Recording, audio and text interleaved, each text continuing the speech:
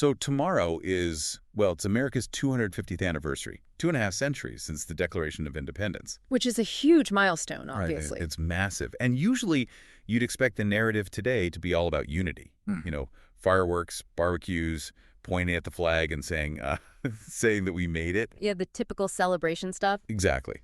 But instead, the sources we are diving into today argue that the very system designed 250 years ago to prevent a king is, well, it's currently being used to crown one. Complete with midnight raids and suspended due process. Yeah, and a devastating new global war allegedly sparked by elite blackmail. It's a lot. It is the absolute definition of a democratic crisis, and it poses a really profoundly uncomfortable question for anyone getting ready to celebrate tomorrow, which is, what does it actually mean to be a patriotic American today in this exact, highly volatile moment? Right. So welcome to the Deep Dive. It is Friday, July 3, 2026. To explore this whole question of patriotism and power, we're unpacking a really voluminous stack of sources today. A massive stack. Okay. Yeah, we're looking at a series of highly detailed, honestly incredibly intense Substack essays by a political writer named William Sanchez. Through his publication, Philosophical Rebellion. Right. Sanchez has been documenting the modern American political reality in real time, and his conclusions are, well, they are staggering. And before we go any further, I really need to clearly establish the ground rules for you, our listener, today. Yeah, this is important. The essays we are examining by William Sanchez contain highly politically charged, controversial, and very intense allegations.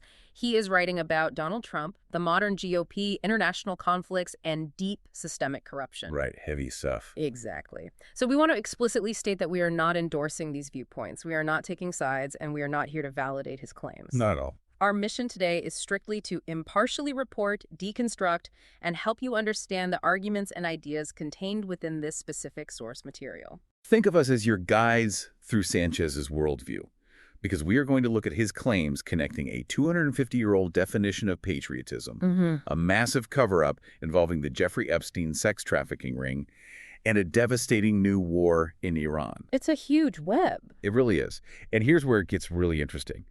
To understand Sanchez's entire critique of modern America, we first have to establish what he believes American values are actually supposed to be. Exactly. Sanchez anchors his entire worldview in foundational American philosophy, and he leans heavily on historical definitions of patriotism. Right. He specifically cites Theodore Roosevelt. And what's fascinating here is how Sanchez uses Roosevelt's exact words from 1918 to define true patriotism. What did Roosevelt say exactly? Well, Roosevelt argued that patriotism means standing by the country.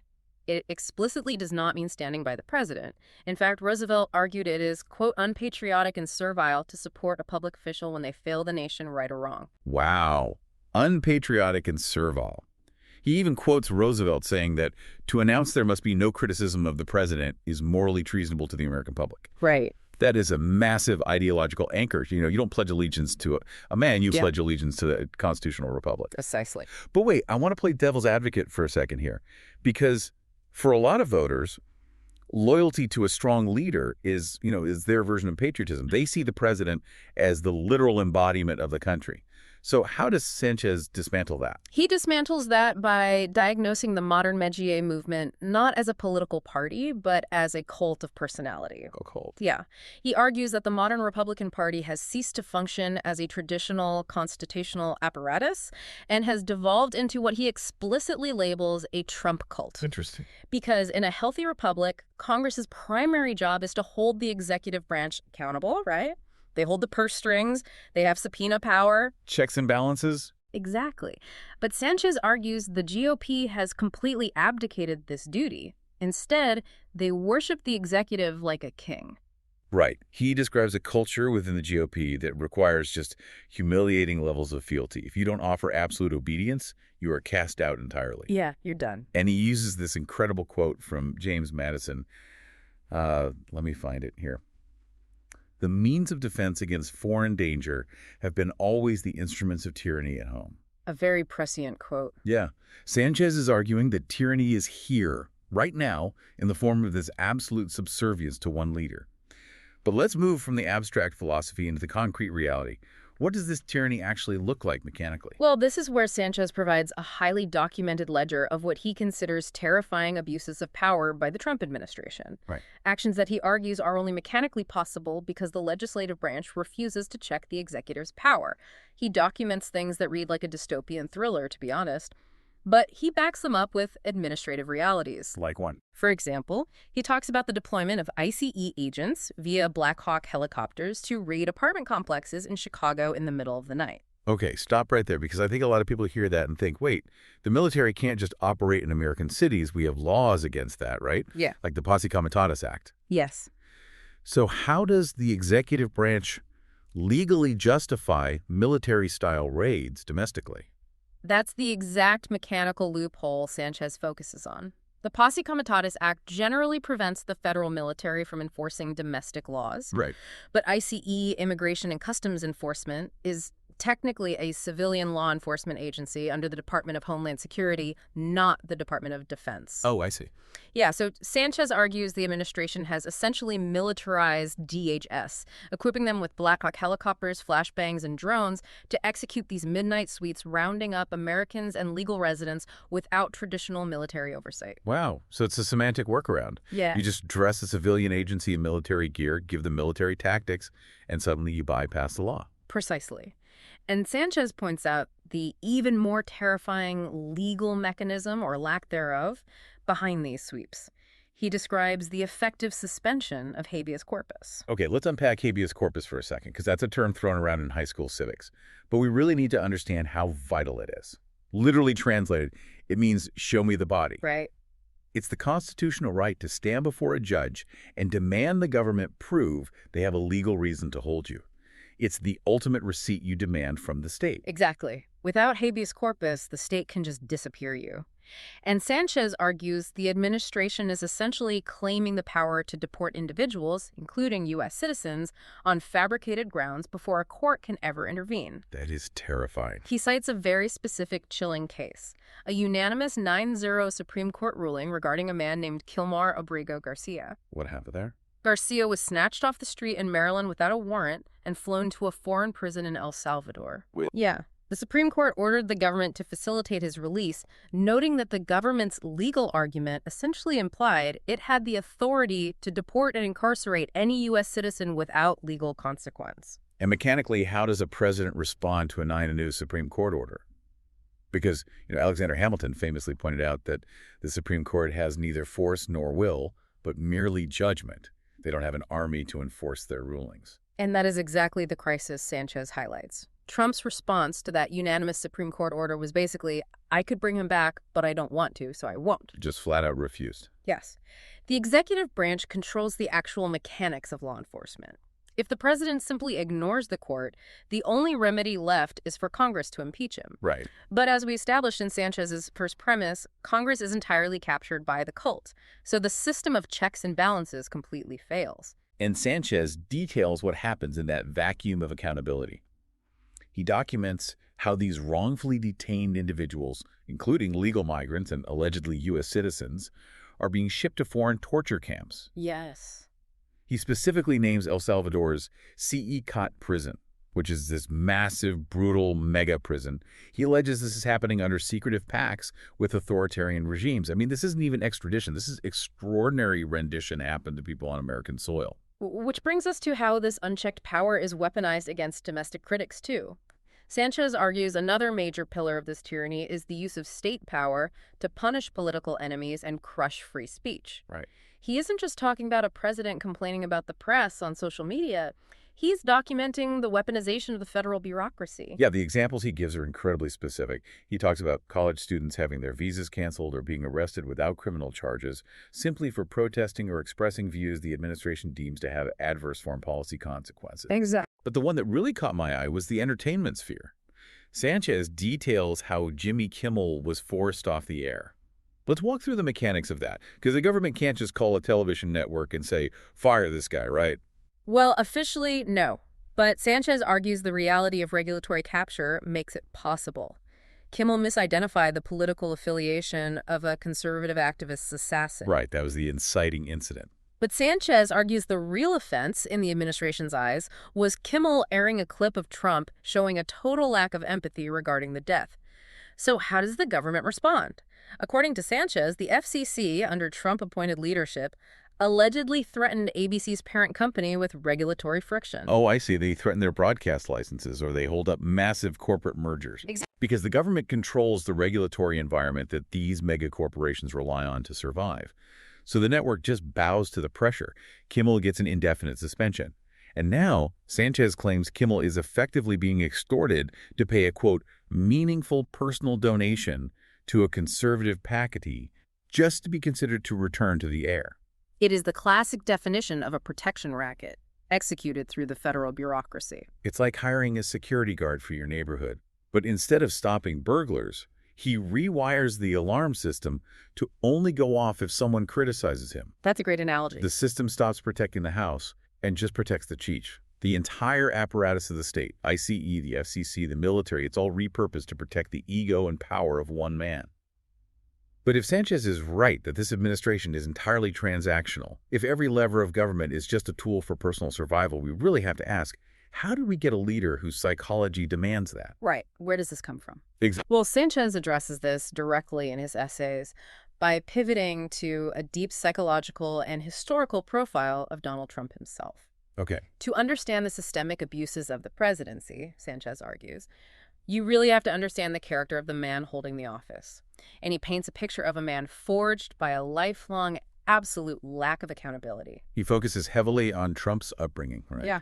Inheriting immense wealth meant he never faced the natural consequences of failure that dictate reality for the rest of us. Exactly. I mean, if you or I mess up at work, we get fired. We lose our house. We have structural guardrails. Trump's wealth acted as an eternal buffer against reality. And according to Sanchez, this buffered childhood forged an adult who operated with total impunity. Sanchez establishes a behavioral baseline for Trump. He documents a long history of this, committing massive business fraud, bragging about sexual assault on the Howard Stern interviews and the Access Hollywood tape, snooping in dressing rooms of pageant contestants. Right, the infamous tape. And let's be precise here. Sanchez isn't just throwing around pejorative adjectives. He's pointing to legal realities. He highlights the dozens of sexual assault allegations. And, crucially, the fact that Trump lost a defamation lawsuit regarding those exact assaults? Yes. A jury found him liable. Exactly. Sanchez is saying, look at who this person showed us he was for decades. A man who truly believes rules do not apply to him. So Sanchez argues it shouldn't be a surprise when that same person is faced with losing the 2020 election and simply refuses to accept it. Let's walk through the mechanics of that 2020 aftermath, because Sanchez is very specific about the timeline and the numbers. Trump's legal team filed 62 separate court cases trying to prove voter fraud. Right. And they failed in all 62. Judges, many appointed by Trump himself, threw them out for lack of evidence. So Trump knew he lost the legal battle. He knew it. And knowing he lost the legal route, Sanchez argues Trump then organized a seditious conspiracy to prevent the peaceful transfer of power on January 6th.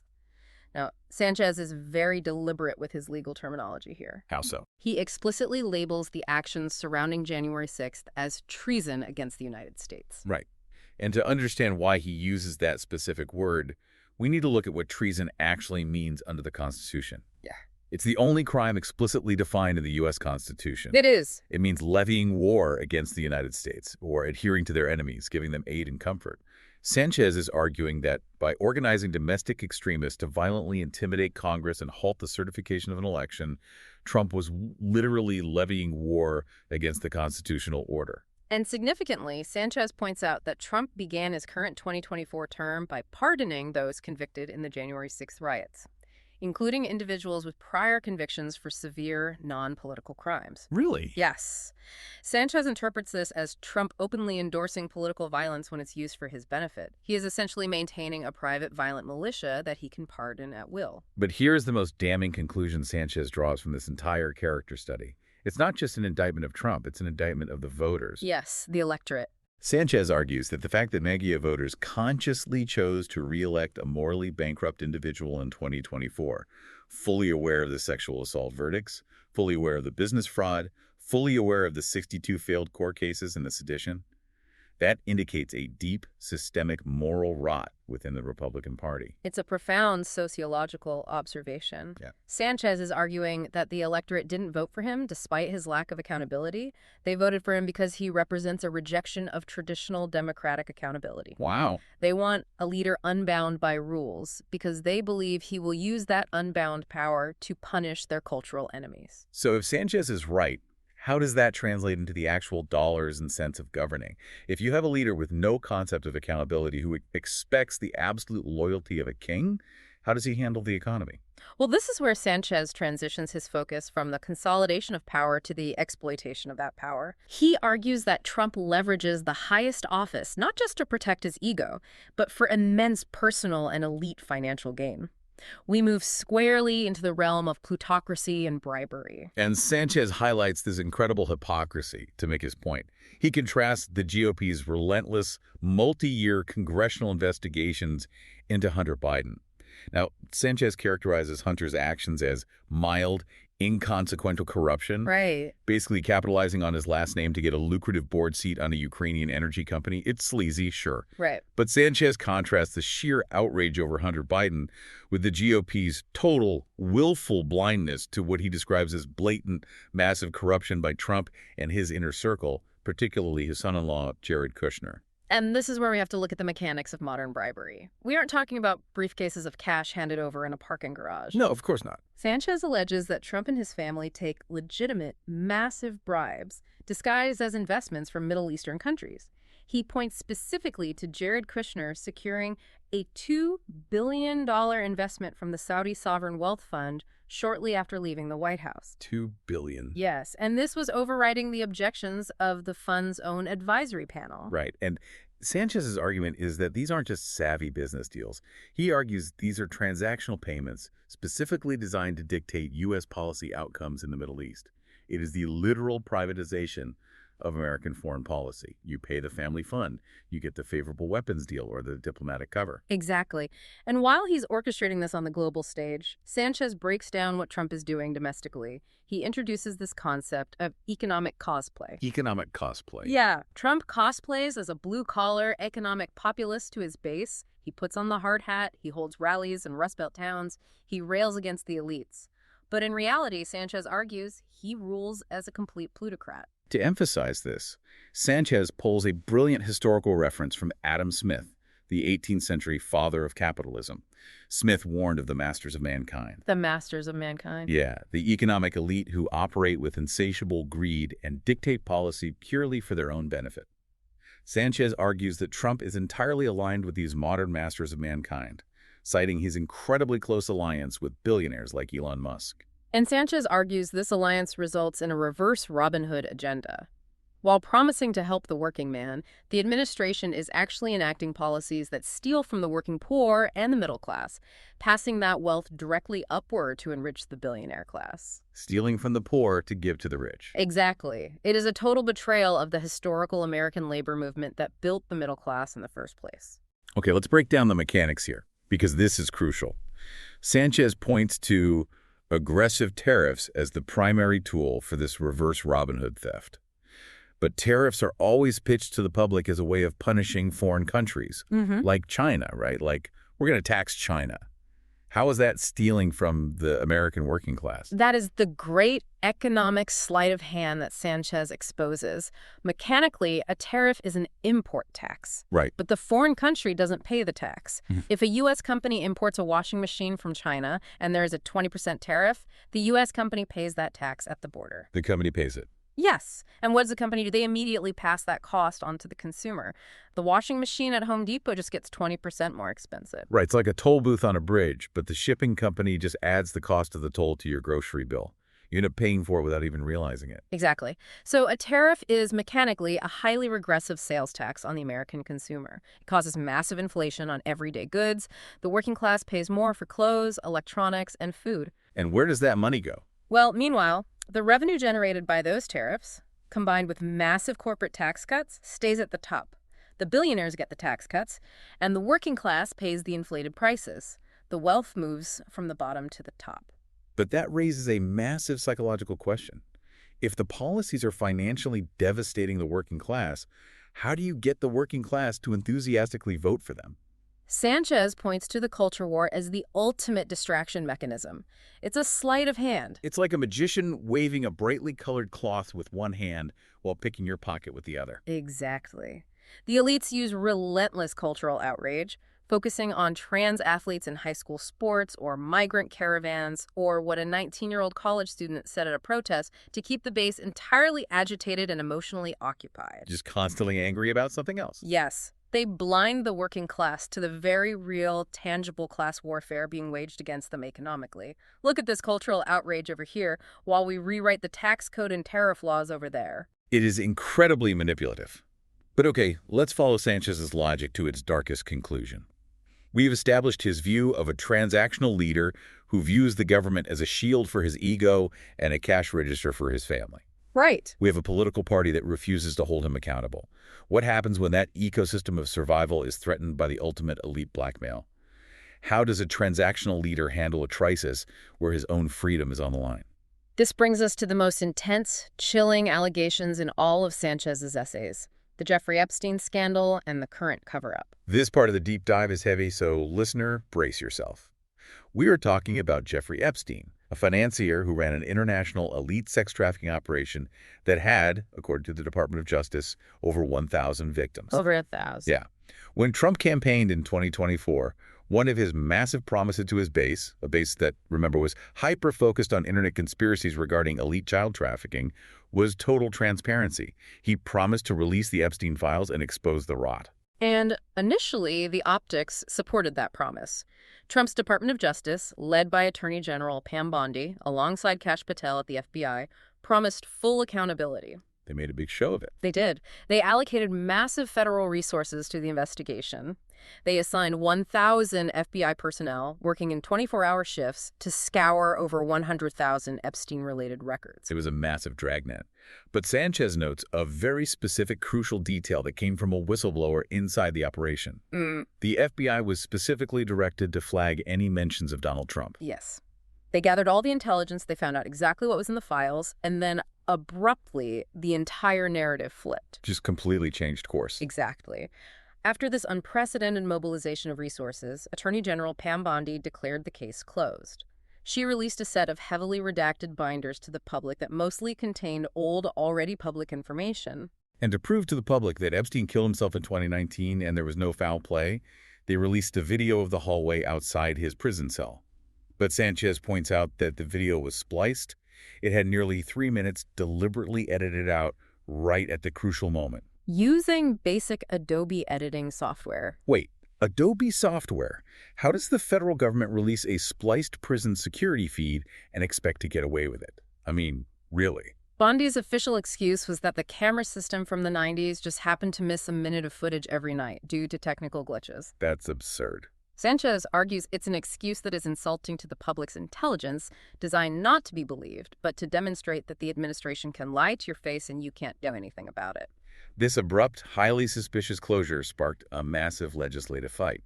Representatives Ro Khanna, a progressive Democrat, and Thomas Massie, a libertarian-leaning Republican, joined forces to create the Epstein File Transparency Act, or the EFTA. The goal of the EFTA was simple and profound: force the unredacted release of all the Epstein files by law. Let's talk congressional mechanics. How does a law and order transparency president react to a bipartisan bill demanding the release of sex trafficker files? Well, Sanchez documents that Trump fought this bill fiercely. He didn't just disagree with it, he used the immense weight of the presidency to try and crush it. Right. He brutally attacked any GOP holdouts who supported transparency. He went after Lauren Boebert, Nancy Mace, Marjorie Taylor Greene, and Thomas Massie. He threatened to primary them. He threatened their funding. But despite that immense pressure, Trump lost the legislative fight. The EFTA passed. However, Sanchez explains that losing the vote didn't actually matter to the administration in the end, because Trump and Pam Bondi simply refused to comply with the law. They are operating right now in open defiance of a congressional mandate. Which is astounding. Mechanically, how does the executive branch just say no to a passed law? How is that possible? By exploiting the separation of powers, the executive branch claims executive privilege, or they claim the documents must remain classified for national security reasons. Oh, national security. Right. If Congress wants to enforce the EFTA, they have to take the executive branch to court, which takes years, or they have to impeach the president, which we know the MAGA base won't allow. So the Department of Justice simply refuses to enforce the law against itself. And the way they defied it is incredibly cruel. Sanchez points out that the administration did release names to technically say they released something, but they released the unredacted names of the victims, the survivors, causing them immense trauma, doxing them, and causing real-world harm. It's horrific. It is. Meanwhile, they illegally blacked out and redacted the names of the assailants, the powerful clients, and the co-conspirators. Which brings us to the core analytical question Sanchez poses to his readers. Right. I want to ask you, the listener, directly.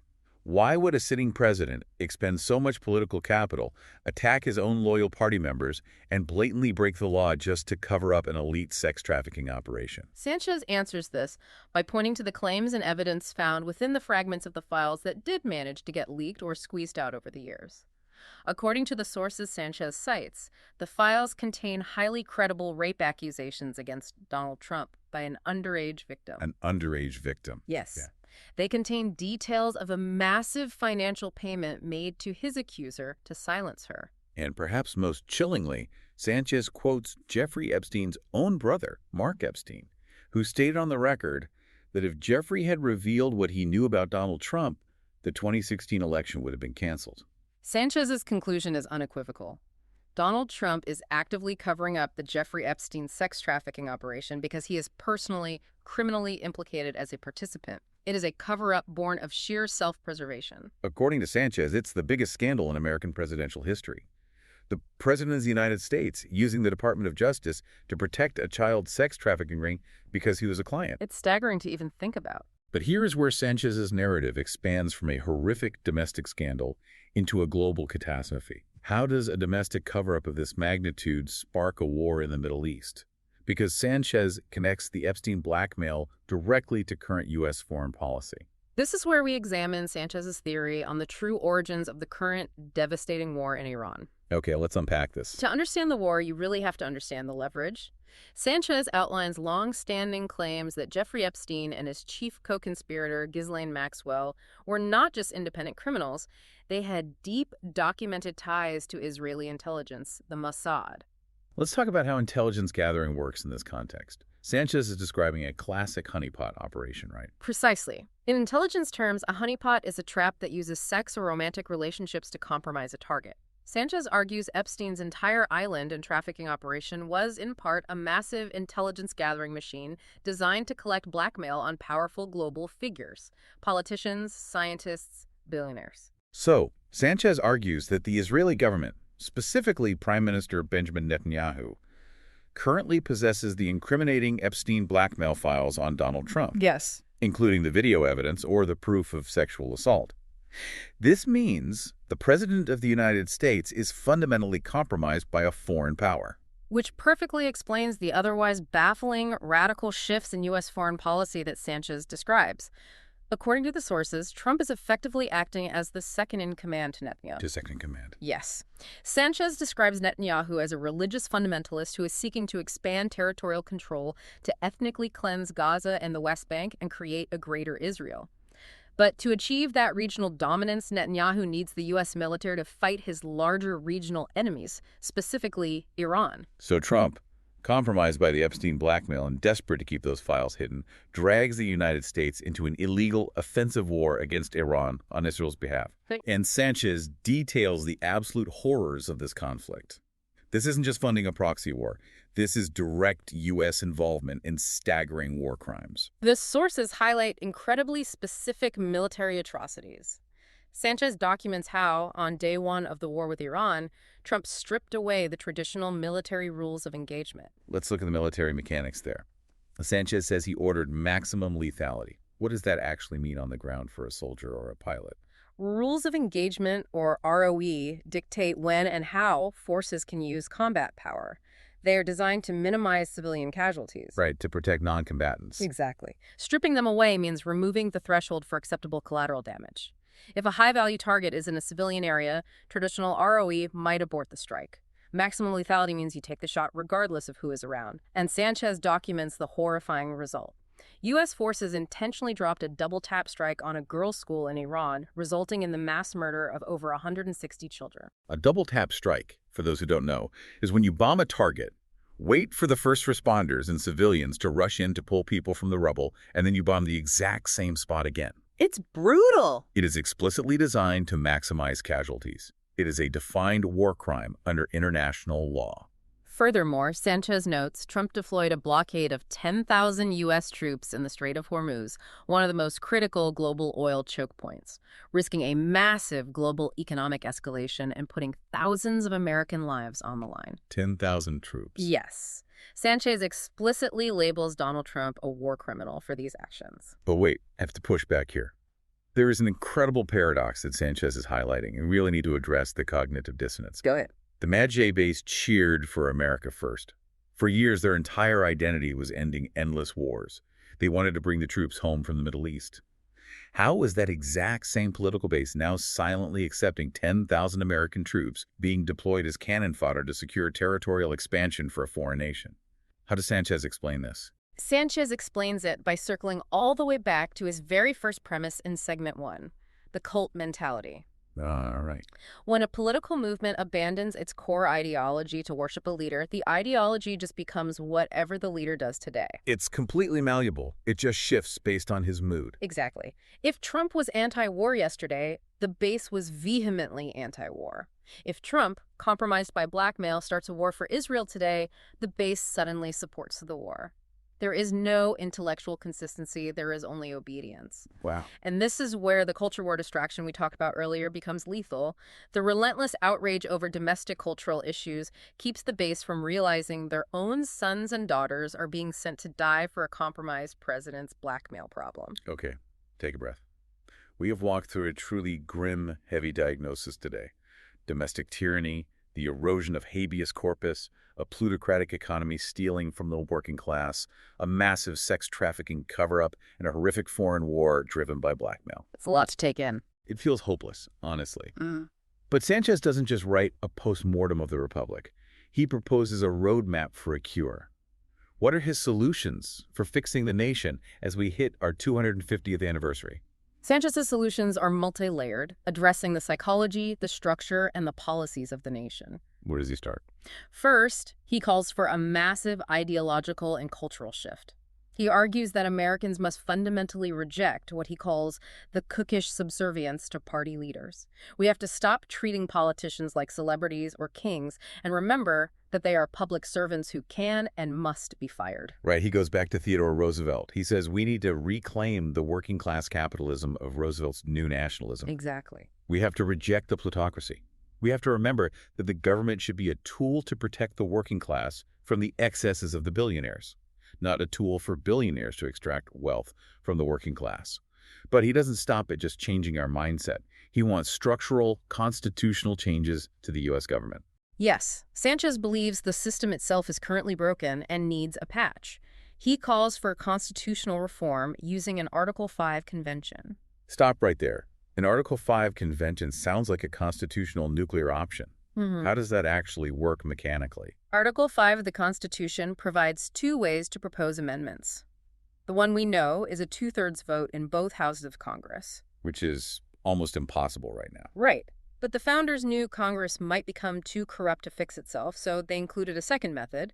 If 2/3 of the state legislatures demand it, they can call a convention to propose amendments, entirely bypassing Congress and the president. It's the ultimate emergency override switch for the Republic. And what amendment does Sanchez want to pass at this convention? His primary structural critique is that the office of the presidency has accumulated far too much power over the last century. We built a presidency like a massive, heavily armed fortress, assuming only George Washingtons would live inside. Sanchez argues it's too big for one person, making it too easy for a tyrant to capture the entire state apparatus. So he proposes bifurcating the executive branch. He wants to split the presidency in half. Yes, he proposes creating a new, separately elected executive position that is solely responsible for domestic affairs, things like the economy, healthcare, the FCC, and domestic law enforcement like ICE. Okay, so a domestic president. Exactly. This would leave the traditional president to handle only international diplomacy and act as commander-in-chief of the military. That is fascinating. You essentially separate the domestic police power from the commander-in-chief of the armed forces, adding a massive new check and balance. The person controlling the military no longer controls the domestic regulatory state. Exactly. Furthermore, Sanchez makes very specific policy demands regarding accountability. He demands that the United States immediately ratify the Rome Statute and submit to the jurisdiction of the International Criminal Court, the ICC. That is a massive shift. The U.S. has historically fiercely rejected the ICC's jurisdiction over Americans. We don't like the idea of global courts judging our soldiers or leaders. And Sanchez argues that exceptionalism is exactly what leads to tyranny. He argues we can never have true moral standing in the world if we protect our own war criminals, whether that's George W. Bush for the torture programs in the early 2000s or Donald Trump for bombing a girls' school in Iran today. We have to submit to global laws. Yes. And finally, on a domestic level, Sanchez calls for the immediate impeachment and removal of Donald Trump based on the strict constitutional definitions of treason and bribery. Okay. We have covered a massive journey today through William Sanchez's worldview. We started with Theodore Roosevelt's definition of true patriotism being loyalty to the country, not the president. Right. We looked at the erosion of due process and the terrifying use of militarized forces against American citizens. We unpacked the economic sleight of hand enriching billionaires while crushing the middle class. We waded through the dark realities and the mechanics of the Jeffrey Epstein cover-up. And we connected that specific blackmail directly to the horrific war crimes currently happening in Iran. It is a sweeping, deeply disturbing, and highly detailed critique of where America stands on its 250th anniversary.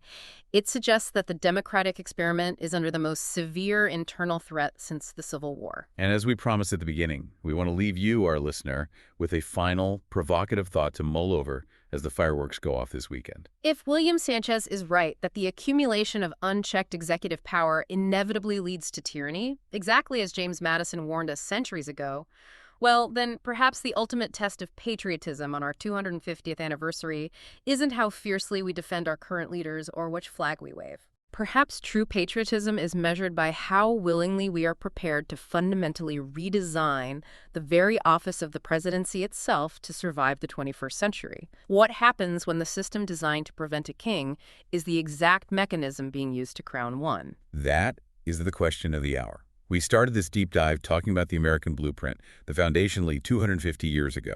Are we just going to point at the fireworks and pretend the foundation isn't cracking beneath our feet? Or are we going to roll up our sleeves, look the reality in the eye, and do the hard, patriotic work of repairing it? Thank you for joining us on this deep dive. Keep questioning, keep reading, and most importantly, stay curious.